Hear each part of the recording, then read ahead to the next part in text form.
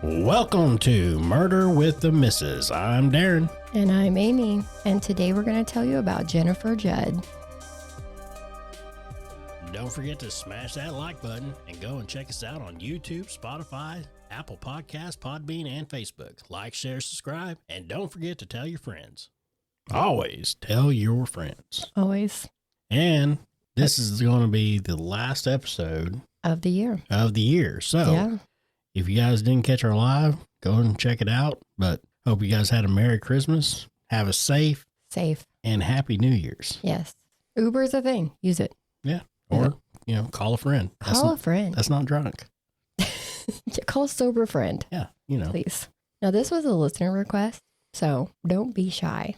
If you know of a case that makes you wonder what the hell happened, or maybe it's just interesting, tell us about it. We want to spread the word. And I was in and out of this area that we're going to talk about today during this time, but I was too young to be paying attention to what was going on in the case, so I don't really remember it. But it has obviously been on the minds of people from the area to this day. There was even a podcast done on it this year, but after hearing it, I wasn't convinced with the direction they were going. But it has a lot of information, so if you want to hear it, it's called Who Killed Jennifer Judd? So let's get into what we know. Jennifer was... I do kind of remember the name Jennifer Judd from some reason. It kind of sounded familiar, but I didn't know any details or anything. Yeah, but that does kind of strike a memory of seeing something. And it was probably a poster that we saw in passing at a store, or it could be anything, or maybe somebody was talking about it. Who knows? Because Jennifer was raised and went to school in Pitcher, Oklahoma. She was said to be a loyal friend. She was family-oriented and was a little spitfire. It's been said that she had a mouth on her sometimes. Same.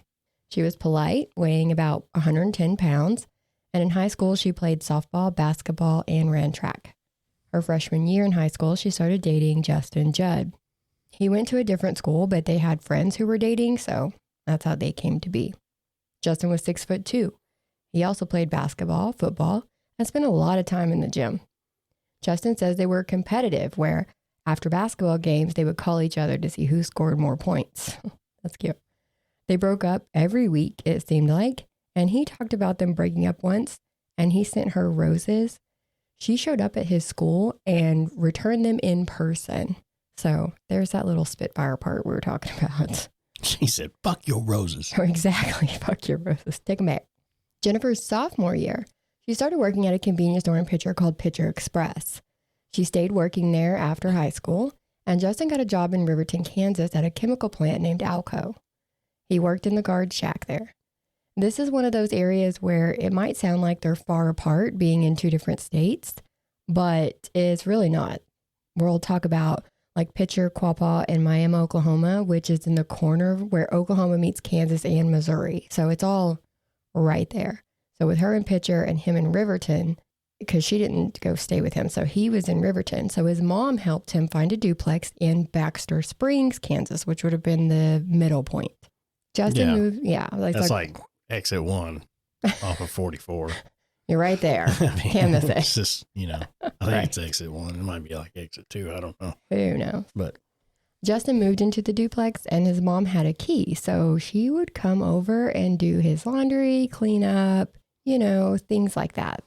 All the things you basically did already. Well, still doing all the stuff like, he lived at home and just at his new place or whatever. Pretty much. So she's basically still doing all the things for him, just driving to his house to do it now. I gotcha. And now let's do a little timeline. The couple was planning a wedding, and she was not moving in until they were married, like I said. On April 25th of 1992, Jennifer's friend came into the store where she worked, and Jennifer was arguing with someone on the phone. Now, this was Pam Judd, Justin's mom.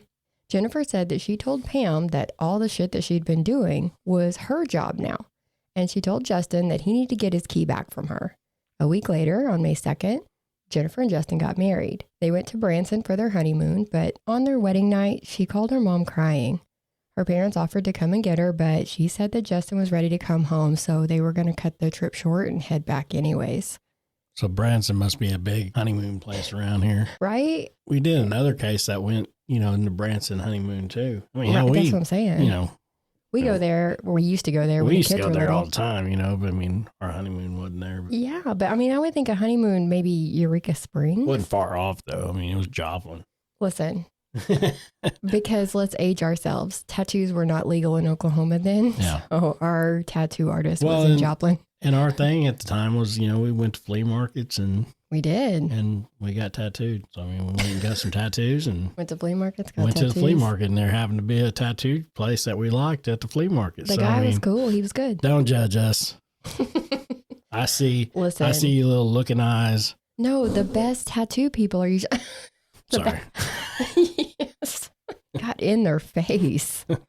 But no, the best tattoo artists are usually in the most off-the-wall places. So, but like I said, Eureka Springs is really pretty. So I would assume if you're going to go on a honeymoon, you maybe go there. But Branson has a lot of stuff to do. They have shows, shopping. It's a huge tourist spot. And we're not sponsored by Monster, by the way. Just what I drink. It's how he pre-games. Now, their duplex was at the end of a dead-end street, and the other side of the duplex was empty. Oh, the dog's barking. Hey, the doggy's barking. That's Sky. In case you don't know Sky, she's apparently found something outside interesting. Sky, please quit. Trying to record here. Okay. She's not going to quit. Let's go on. Okay. So, since they were on a dead-end street and the other side of the duplex was empty, it was kind of spooky down there. And it was a new area for her. So, add in the fact that Justin worked the early shift and she worked the late shift. So you could understand why she got scared on May 6th when she was getting ready for work and a man started rattling the doorknob to the front door. She ducked down and stayed quiet until he left. But it scared her enough that her dad started following her home from work at night to make sure that everything was okay and that she was safe. Yeah, Dad to the rescue. Always. And she had lived with them until the wedding. So she had literally just moved out of their house 3 or 4 days before that. So he understood. On May 11th, so now we're 9 days after the wedding, Justin left for work around 6 a.m. This was his first day back at work after the wedding. Jennifer didn't have to be at work until 3 that afternoon, so she planned to unbox some more of their wedding presents. Wow. Please hold. All right. We good? I feel safer. I don't know about you. But... Yeah, Donovan's on the case. He's like, shh. Yeah, she was going to unbox some more of their wedding presents, return a movie that they had rented the night before, and run a few other errands. Justin got off work at 2:30, and his friend Chuck was at Alco with him, so they both head to the duplex, and then they're going to go to the gym. Jennifer's 1984 Black Mercury Cougar is still in the same spot that it was the day before. The door was unlocked, and the house was dark. Now, I didn't understand that when I heard them say that, because it was 2:40 in the afternoon at this time, and I'm pretty sure they had windows. So I don't understand how it could have been dark in the duplex. Sorry. You're good. You good? Between you and the dog, I don't know if we're going to get it. No, I'm just kidding. 'Tis the season. Dang, man. I woke up this morning all stuffy and everything. Yeah. Man. But 'Tis the season to be snotty. La, la, la, la, Gross, gross, gross, la, gross, la. gross. Yuck, yuck, No. yuck, yuck. Sorry. But he went into the bedroom and the bed was made, but it did look crumpled, like someone had sat or laid on the edge of it. The rented movie was on the corner of the bed, and there was an orange Minute Maid can spilled and laying on the bedroom floor. He went into the kitchen and found Jennifer laying face up on the floor at the entrance of it. He says that she was bulimic, so his initial thought was that she had passed out. But when he reached down to check her pulse, she was cold. Reportedly, most of the blood that had come out of her had pooled underneath her, so it wasn't noticeable until you got very close to her. So he didn't see it at first. So could you see her from the front door? Well, based on my knowledge of the layout of the duplex, not necessarily.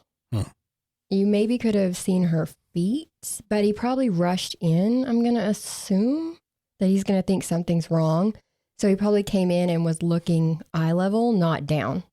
Oh, okay. So he could have easily missed her because when you come in the door, there's literally an open doorway that goes into the dining room. And then if you turn left, it goes into the kitchen. And she was laying in that entrance to the kitchen. So it would have been around that wall. So there's a chance that he maybe could have seen her feet, but probably not. Okay. Yeah. Now, this was the early 90s too, so it's not an open floor plan. You'd have to look around the walls. But Justin told Chuck to call 911, and he did, but he couldn't talk. So Justin gave the operator the information and then hung up. After he hung up, he punched the wall next to where the phone was hanging. Her family says that by the time they found out and started showing up to the scene, it was ridiculous. Things like this don't happen very often in that area, so even cops that weren't on duty had come to look at it. It was raining too, but none of the cops reportedly used protective gear, not even gloves. And we'll talk about the house and car first. Her car keys were on the floor where the living room meets the dining room kitchen area, so that doorway I was talking about. Her body was laying in that entryway to the kitchen between the stove on one side and there was an L shape of a counter on the other side. There was splatter. Why did I do that? I knew I was going to do that. Spatter. There was spatter on the wall next to the stove at the same area. So there was blood spatter on the stove on that side of the counter, but then on the wall next to where the phone was hanging. So it's weird too that there was also, when you go into the kitchen, like her body's laying here, you go in and over, and that's where the rest of the kitchen is. There was blood spatter on that far wall. Yeah. So where she is, where she was obviously killed, but then all the way in, there's spatter on the other wall. So I thought that, how did it get there? Where'd you come from? So weird. And that was next to a stack of boxes of wedding presents. And there was a muddy footprint next to where her feet were, but we know that it was raining and everyone and their dog was walking around there with no foot protective covering or anything. So who knows? I think it's more surprising that there was only one footprint. Agreed, because it's like they cleaned it up and missed it. I don't know. I don't even know if it was the killer. If it was a muddy footprint, it could have been one of the cops. But then why weren't there more? Why was there only one? Exactly. And I need to know, was it raining all day? I don't know that. I should have looked that up. That's weird. Now, one of their wedding gifts was a knife block, which was on the counter next to the sink, and there were 2 knives missing from it. So where her head was laying was literally straight up from where she was. There was a butter knife with mayonnaise on it laying across the cup in the sink. Her purse and a lunchbox were on a little counter across the dining room from where her body was. No money was taken from her purse. She still had cash in her purse. Nothing valuable was actually taken from the apartment, and she was still wearing her wedding ring and her earrings. So nothing valuable literally taken. So no robbery. So no, it couldn't have been a robbery. They took nothing.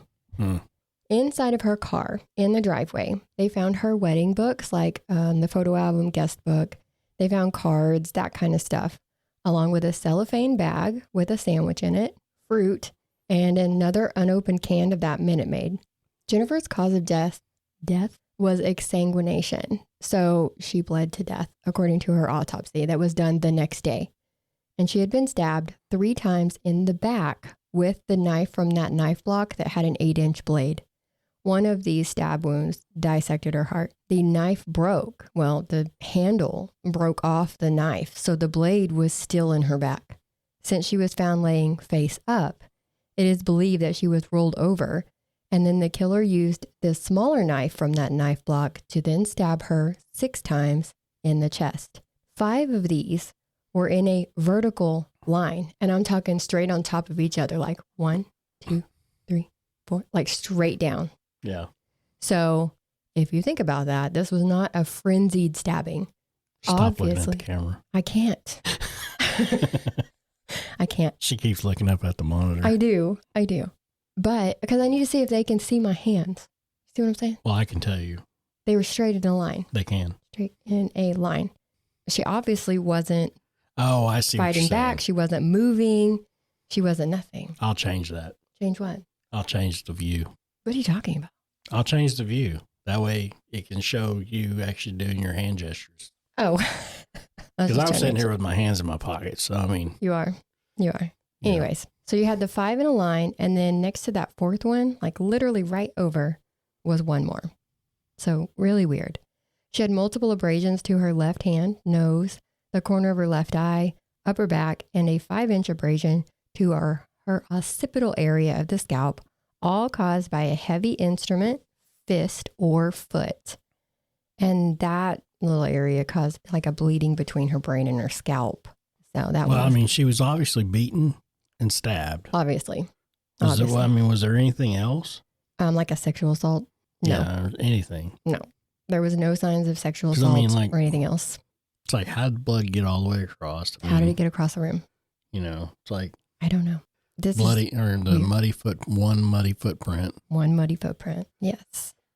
But another issue is that while they said that the time of death was estimated to be around 10:30 to 11:30, the medical examiner didn't take the internal temperature. So that being said, it could actually be a couple of hours either direction before or after that actual time. But they work off the theory that she died around 10:30 a.m.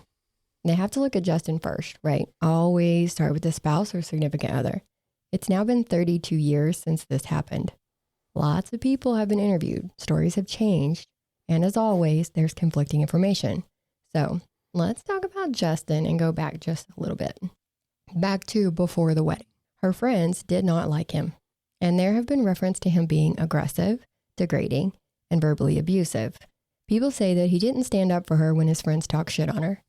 And that he would do things that would get her grounded so that he could hang out with his friends instead of her.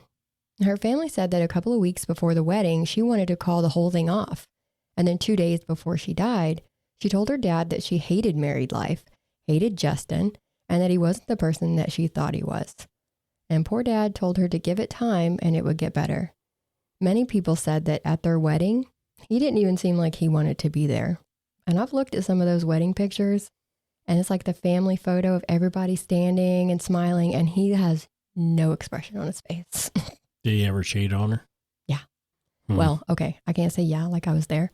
There was talk that he cheated a lot. A lot. Now, here's his version of events that day. He woke up at 5:30 and left for work at 6.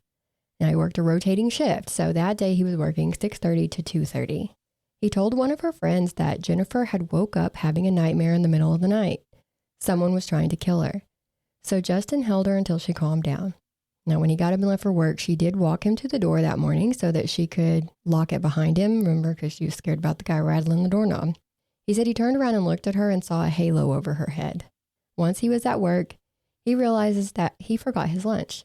So he called her at 9:30 asking her to bring him his lunch. Now, it apparently bothered her that he took a sack lunch every day, so her dad gave her one of his insulated coolers for him to use. And Justin had asked her to bring him a sandwich and some fruit. He said his friend Chuck Chance showed up at Alco randomly, just out of the blue. And several things stuck out about this. Justin worked a rotating shift, so how did Chuck know that he was at work? And they had played basketball the Saturday before, and he said they weren't getting along very well, so they hadn't even talked since then. Also, Chuck showed up wearing penny loafers, gym shorts, and a button-up shirt. That's a choice. He allegedly told Justin that he went by the duplex, saw Justin's truck was gone, stopped at his sister's house and changed clothes, and then came to Alco. That's very weird. Tell me about it. But he asked Justin if he wanted to go to the gym after he got off work, and when Justin said yes, Chuck just hung out until Justin got off work. Just at his work, first day back from his wedding vacation. I guess that'd be a honeymoon, right? A wedding vacation. There's a word. And there's also a big discrepancy as to when Chuck actually got to Alco. We'll touch on that in just a minute. Justin had gone through emotions that day. He was frustrated that Jennifer was taking so long to bring him his lunch, all the way to him being worried when she didn't show up at all. So but not worried enough to call her or go home for lunch or anything. Not worried enough to check on her. Well, let's run back to Chuck. Chuck Bobuck. Yeah. When he stopped at his sister's house, his thoughts in his head was, let's change my clothes and let me put on some gym shorts, a button-down shirt, and penny loafers. Yeah. Yeah. You don't ever just go to your sister's house? That seems like the really good choice to go hang out at a workplace. Well, he was planning on going to work out, so also a good choice for working out, I guess. We'll get to Chuck's story here in just a second. Don't worry. Now, Alco was only 9 or 10 minutes from the duplex, so it would have been easy for him to just run home and get his lunch himself, or run home and check on Jennifer to find out why she hadn't brought him the lunch. But he didn't. He did tell the cops that he had bought that orange Minute Maid, so that was already in the house, not something that was brought in by somebody else. He said Chuck touched the knives on the counter before first responders got there. And he feels like Chuck had feelings for Jennifer. And he knew how to get into the house because the Friday before, Chuck was going to help him fill their water bed, but Justin forgot his key. So they went through the bedroom window. Plus, she knew Chuck. So if he came to the door, she would have likely just opened it for him. Police talked to the other people that worked at Alco that day. Justin's logbook entries don't match up with the times the truck drivers had in their logbooks. The guy working the guard shack before Justin's shift says that Justin wasn't there at 6:30 when he was supposed to be. So he called the duplex at 6:32 and was talking to Jennifer when he saw Justin's truck pull into the parking lot. Justin was frustrated because he said Jennifer had turned the alarm off and that's why he was late. Phone records show that this 6:32 a.m. phone call was the only call made from Alco to the duplex that day. So he didn't really call her to have her bring the lunch? No, sir, not at 9:30. Because I called her at 9:30. So did he call Chuck? Nope. Then that brings the question of, if he didn't call her, why was his lunch in her car? Yeah. Right? And if she was adamant that she wanted him to use the lunchbox instead of the bag lunch, why didn't she use the cooler or even a paper bag? There was no mention of a paper bag, just literally the sandwich in like a Ziploc and fruit and that Minute Maid. Yeah. That's it. Now, you could say that that was her lunch, but then why would she take her lunch like that too? You know what I mean? Because remember, she was supposed to go to work. I hear you. I don't know. But that's specifically what he asked for lunch. Okay. Yeah, it's something to think about. There's a lot. So when they asked, when they told Justin that the only call made that day was at 6:32, he said, "Oh yeah, that's when I called her, not 9:30. Yeah, I called her at 6:32." So why would the other make up the story? Why would he say, I called at 6:32. I talked to Jennifer. I watched Justin pull into the parking lot. What does he have to gain? And in a news interview in 2009, Justin went back to saying he called her between 8:30 and 9. So, ever-changing story. Yep, I got you. We're going to take us a little quick break. And now let's take a quick break for a word from our sponsors. We had a different ad idea the other day. But that all changed when we heard from someone who lives in an apartment and their washer went out. They went to the laundromat to do 2 loads of laundry, and it cost over $21 for 2 loads. That didn't include detergent and fabric softener. Plus, they had to lug a laundry basket up flights of stairs. Stop going through the hassle. Stop wasting money and go to My Laundry Solutions, the #1 choice for washers and dryer rental. If you live in the areas of Tulsa, Oklahoma, Springfield and Joplin, Missouri, Little Rock, Arkansas, or Sherman, Dallas, Houston, and Lubbock, Texas, go to your leasing office, go to mylaundrysolutions.com, or call 800-535-4411 today. No credit check, free service, professional installation. And your account is available online. Leave the laundromat to Weird Larry in 3C. Don't miss out on great prices and great service. My Laundry Solutions. Yes. And I heard the other day, I actually learned something from him the other day. They don't call them apartment complexes anymore. What are they now? That's not the correct term. It's apartment community. Because complex made it sound more like a prison. Accurate. Yeah. I was like, well, that kind of makes sense. Wow. Well, you are really close to your neighbor. And I was like, what do they call duplexes? A duplex. I know. Because there's 2 in the plex. The Duke community. I live in a Duke community. Duke community. Duke community. No. Duke community. Stop making it sound like poop. Dookie. Anyways, so. Dookie-imity. Stop it. People, you have no idea what I'm stuck with. He also said that Chuck got to Alco at 11:30, but when re-interviewed in 1998, he said it was 9:30. So the cops asked him, well, how do you think that Chuck had the opportunity to kill her at 10:30 if he was at Alco at 9:30 and he didn't leave until you got off work? So Justin then said, oh, okay, no, it was 11. He got there at 11.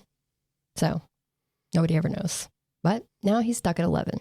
Also at Alco that day, a truck driver got there at 10:50 and put his truck on the scale. Talking to Justin told him his wife was bringing him his lunch, and the driver joked to have her bring him one too. He unloaded his fertilizer and came back through about 40 to 50 minutes later, and Justin was gone. The guy in the guard shack said Justin had to leave. Justin told the cops that that guy was wrong and that he didn't leave that shack all day. He was there the whole time. Well, there's another person saying something that they didn't. Right, saying that Justin said something that he did. What? Well, I mean, that's another person saying something that didn't happen the way Justin said. The way he said, right? yeah. I couldn't get my words out either. Yeah, I couldn't. I got fumbled with it, but. Yeah, no, yeah, that's true. That's two people now that have nothing to gain that have contradicted his story, but he's like, no, they're wrong. I'm right. They're wrong. Of course. Why not? Now, another thing that rubbed Jennifer's family the wrong way was they set up a fundraiser basketball game between Justice for Jennifer and the Harlem Magicians, and Justin played for the Magicians. Why would you play for the opposite team? That was weird to them. But he said that all this publicity that they were doing, all these posters they were putting up, all this pressure was forcing the actual killer into hiding. Like it made it less likely that he would come forward. And so this was his way of fighting against the man. I don't know. But let's move on to Chuck's account of the day. This is also due to many interviews that he gave over the years. He said that he got to Alco at 10:40, but he also said in another interview he got there at noon. So his time changes too. He originally said it was 10:40 and that Justin said Jennifer was supposed to bring his lunch at 10:10. Now that's an oddly specific time to me. Chuck told his wife that he was going to turn in job applications and then go to the gym with Justin, even though he hadn't asked him yet. Well, so Justin thinks that Chuck had a thing for Jennifer and he's married too? Yeah, Chuck's married and has a kid. Okay.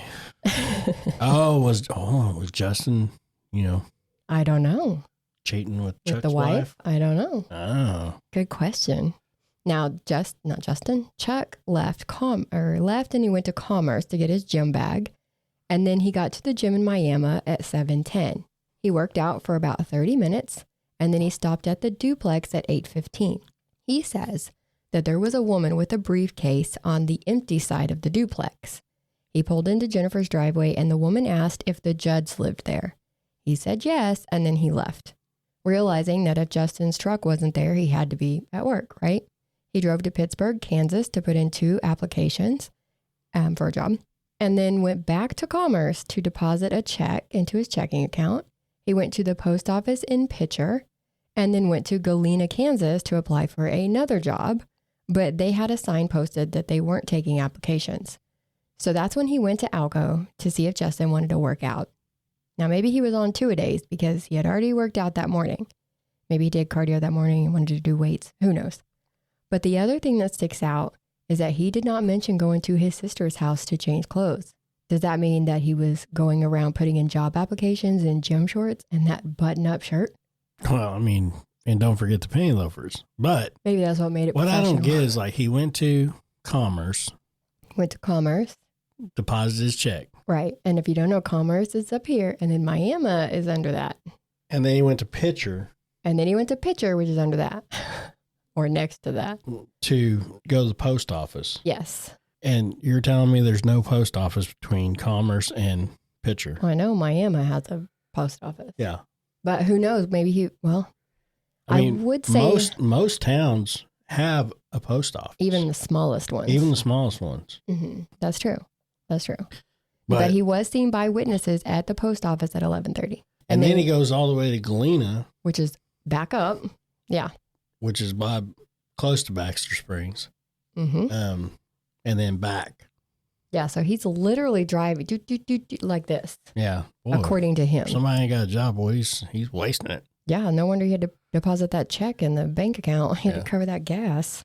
So he was seen at the post office Pitcher at 11:30. They said there was no blood on him, nothing. He didn't, the only thing out of sorts was his outfit. So if he drove that 20 minutes to Galena, then another 11 minutes to Alco, that would put him there around noon or so. In his second story, he went from the post office straight to Alco. So he cut out Galena altogether.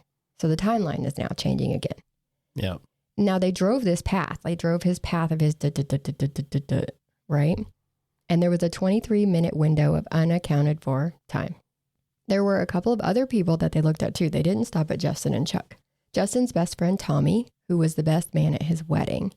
He was at work that day, but police found out that he left work to go to the doctor to look at some type of hand injury that they never figured out what it was. But Justin said he was very cooperative with the police, literally walked off the job to go have testing done to see if he matched any of that DNA at the house. And even though there was a woman interviewed that said he, Chuck, and Justin were involved in the Quapaw Mafia, we'll touch on that a little later. Yeah. I've never heard of it, but we weren't in the area for that long. So, well, okay. So Quapaw Mafia. So that goes back to the Lore Bible and Ashley Freeman, where the mom actually went and met with the mafia. Yes. And that's the Quapaw Mafia. Yes. Okay. Sorry. No, it's okay. So, I wasn't going to bring that up, but yes. Yeah. Yes. There are actually a couple of things that cross over between these two cases and the Welch girls and this one. Yeah. Yeah. So you're going to see some peoples. Another person they looked at was Alan Redden. Now, he had to be told twice to stop harassing Jennifer at the store that she worked at. And wait a minute. And which I think in the interview, the mom actually said it was the cartel that she talked to. She had talked to the cartel. Yeah. But it was the mafia because it was a local. It was, yeah. They're all entwined with each other. But yeah, it was the local. Yeah, the local branch. Yeah. I guess you call whoever it was, yeah. This is my representative. But so Alan Redden was a registered sex offender who was in and out of jail. And he said he was at work that day, but his work said, no, he wasn't. No, he wasn't. He wasn't here. So. Yeah, but they have to look at everybody. They got to look at everybody. Yeah. But I mean, looking. Man, this one right here is kind of all over the place. This is what I'm saying. Yeah. And they have to look at even people who falsely confess, which brings us to Jeremy Jones, which is another name from the Laura Bible and Ashley Freeman case. Yeah. He's a serial killer and serial confessor. He was 18 years old when Jennifer died, and he says that she was his first murder. And that's why this one was different than the other ones, because her murder does not match his MO for all of his other murders. So it was like, okay. He's like, oh, that's because she was my first. I hadn't honed it in yet. He worked with Chuck at Bayliner, and he was actually able to give them an accurate layout of the duplex, even though the layout had changed between the time of the murder and his confession. So he had either been in that duplex at some point before, because it was a rental duplex. So he could have been there with whoever rented it before. But that kind of, I don't know, him giving that layout made them kind of look at him like, okay, maybe this could be it. But he also said that he and Jennifer had an affair.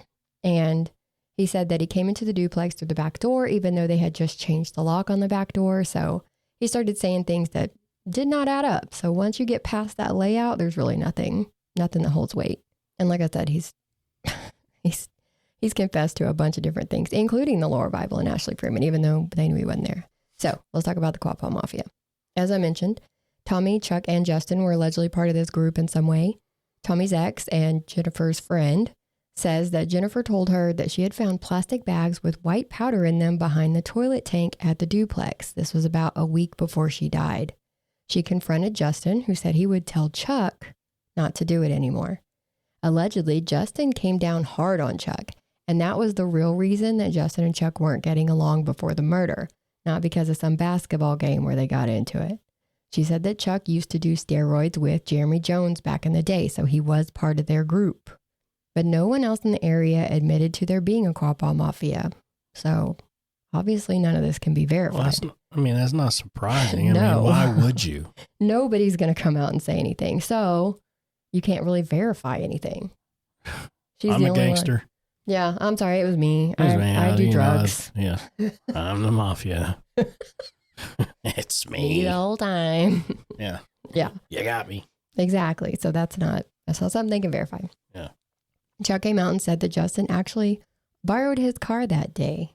Now, this was a white Geostorm with pinstriping. Oh, shit. I know. I knew you'd be like, I've seen that car. Most of them Geostorms came out pinstriping anyway. Yeah. Yeah. But it kind of stands out. Was it the pink pinstriping? It was. It was. Nice. So I wonder if they ever asked that truck driver if it was Chuck that was in the guard shack who told him Justin had to leave. Because if he borrowed Chuck's car, he would have left Chuck there. Yeah. And that would mean that would have been, just saying, maybe that's why the time logs were messed up. Maybe that because Chuck don't work there. Come on now. I didn't see that mentioned anywhere that they checked that though. Chuck also said that Justin put on a glove before he entered the duplex to find Jennifer. Why? He also stepped over Jennifer's body to walk to the far side of the kitchen where that blood spatter was. He looked around, straightened the boxes of wedding gifts, picked something up off the floor, and then went into the bedroom. Now Chuck went in there to comfort him, and Justin was sitting on the bed. The first responders got there and Chuck went to let them in. And when they came inside, Justin was sitting in a chair in the living room. They found that glove shoved down beside the cushion of that chair, and it had sheetrock dust on it. Why? Did he punch the wall? He did punch the wall. But Sheetrock dust. why did he have a glove on?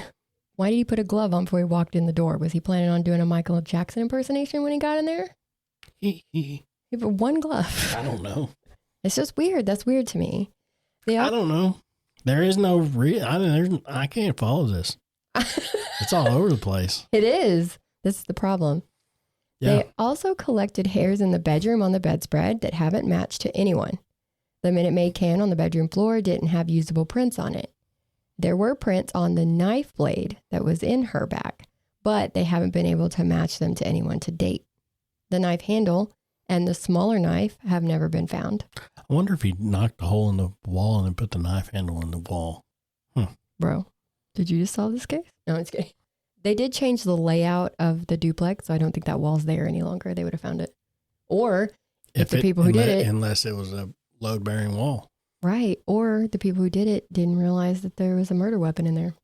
True. But if you had a glove on, I mean... Yeah, but I'm just saying.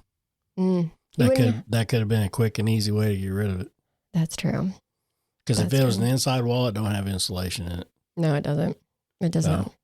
But I do know that they tested the DNA of Chuck's, and he was not a contributor. So although all this stuff looks suspicious with Justin and Chuck, they don't match. Well, Chuck doesn't match any of the DNA in the house.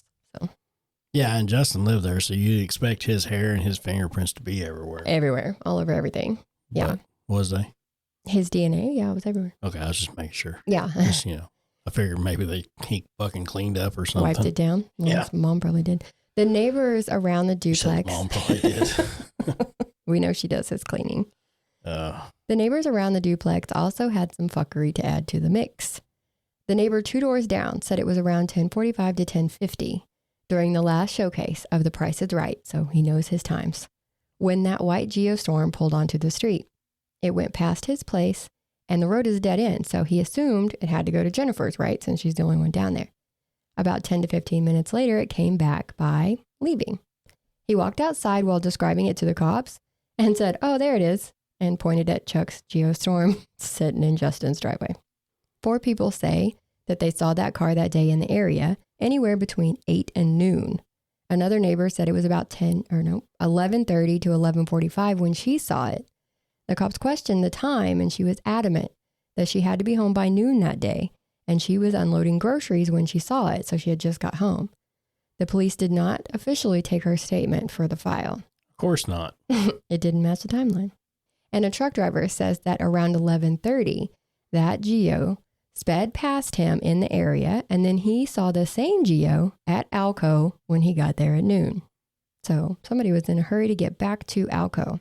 How really you gonna take the actual car and fly by the zoom past the guy that's coming right behind you from the guy that's actually coming to the same damn place you're going? To the same place, yeah, to the same place. And you know exactly that guy right there. He passed that dude and looks at the truck and was like, "Oh shit, damn it, that's Earl." That's Earl. That's Earl. He's gonna be there at noon making his drop off. Damn, man. And then you just don't forget stuff like that. I mean, right. And then you got Pam, Justin's mom, and Bobby, Justin's stepdad. Both were in the area that morning too. Bobby drove past their street, so he admitted to being there, but not stopping at the duplex. Pam says that she went to a house up the street from the duplex to pick up a woman to go clean hotel rooms. It took the police 8 years to track this woman down, but they did. She said that not only did she not know Pam at the time, but she was in high school. She was definitely not cleaning hotel rooms during the day. She even remembered walking home from school that day to see all the cop cars outside. So why Pam said she was there to pick up a teenager to go clean hotel rooms, that's not accurate. Yeah, and I mean, how would somebody forget something like that? If you're a teenager walking home and there's cop cars everywhere, you don't forget that. Yeah, exactly. I remember one time I was walking home from school and there's a bunch of cop cars. You know what I mean? It sticks. That's the story you tell people for the rest of your life. Well, yeah, I mean, I know you remember that kind of stuff. The only reason why I remember it is because, you know. I was talking about her, not me. I was just saying, you know, when I remember coming home, you know, it's because Dad was parked his police car in the driveway. Flashing lights. Maybe he was going to get his lunch. And we say it all the time, the ever-changing stories and different timelines. Family reunion. Stop it. The ever-changing stories and different timelines make it hard to investigate cases like this. It's not about me. Was Pam in the area because she came to let herself into the apartment and clean, but Jennifer was there? There was an argument and things got out of hand? Did Chuck lie about all the driving he did that day? And he really was the one who hurt Jennifer and then went to Alco to wait for Justin to find her? Some theorized that he did go in and found her dead and then went to Alco and waited for Justin so that Justin would be the one to find her. Some theorized that Chuck and Justin are covering up for someone else who did it. Did Justin borrow Chuck's car to go get himself lunch and he and Jennifer got into an argument that went too far? Did the Quapaw Mafia have her taken out because they didn't want her to tell what she found behind the toilet tank? And my question is, did they look into any of the women that Justin allegedly cheated on her with? Because this made me think of the Sherry Rasmussen case. Yeah. And I just think it's always an option that it could have been a stranger. So, and she was the one that she was the cop. This was the cop that came in and killed Sherry her. Rasmussen. And they didn't even get her for years and years and years. But I'm just saying, like, have they looked into this? I need to know. And who was that woman with the briefcase? He just left, if Chuck's story is correct. He just left while that woman was going up to knock on Jennifer's door. So why'd you leave? But anyways, police did ask Chuck if that woman could have been Pam, Judd, but he said only if she was wearing a wig. That was kind of specific. They're like, but could it have been Pam? And he's like, only if she was wearing a wig. But could it have been? But only if she was wearing a wig. Yeah. He just kept saying it over and over. And it's like, are you telling me she was wearing a wig? That is kind of specific. Did you just wink at me? I mean, that is kind of, yeah, it's like, stop winking. Yeah. Okay. You got something in your eye? Yeah. He's like, okie dokie. Check it out. Yep. But this is one where if somebody knows something, they need to just go ahead and tell it because like Darren said, it's a very, very confusing case. There's stuff that's all over the place. There's so many contradictions. It's really hard to tell it and keep it straight. Is it still an open case? 100%. That's good. At least it's still open. Yes. So if you have any information, there is a $5,000 reward and you can contact the Kansas Bureau of Investigation at 1-800-KS-CRIME or 1-800-572-7463. Call them. Yeah, and don't forget that you guys can contribute at dna.truecrime@gmail.com. Yep, on Cash App. Don't have to if you don't want to, but please do. Yes. Till next time. See ya. Bye.